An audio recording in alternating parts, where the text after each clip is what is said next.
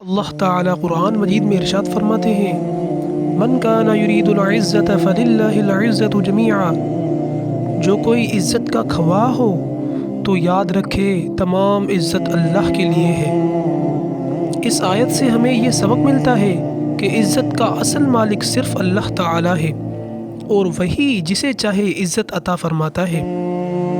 حدیث شریف میں آتا ہے حضرت محمد مصطفیٰ صلی اللہ علیہ وآلہ وسلم نے فرمایا، جو شخص اللہ کے لیے عاجزی اور اختیار کرتا ہے اللہ تعالیٰ اسے بلندی عطا فرماتا ہے، یعنی جو شخص دوسروں کو عزت دیتا ہے وہی اللہ کے نزدیک عزت دار ہوتا ہے۔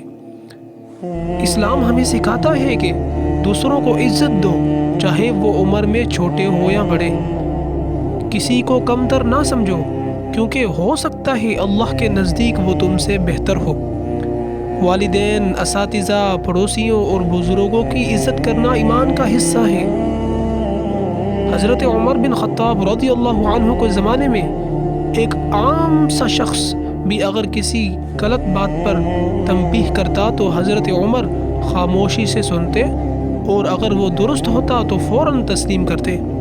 یہ ان کی عاجزی اور دوسروں کو عزت دینے کی ایک مثال ہے۔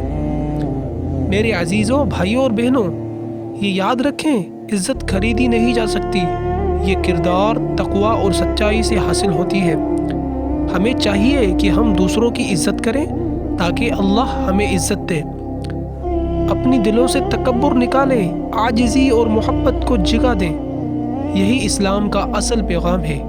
اللہ تعالی ہمیں سچی عزت عطا فرمائے اور ہمیں دوسروں کی عزت کرنے والا بنائے، آمین یا رب العالمین۔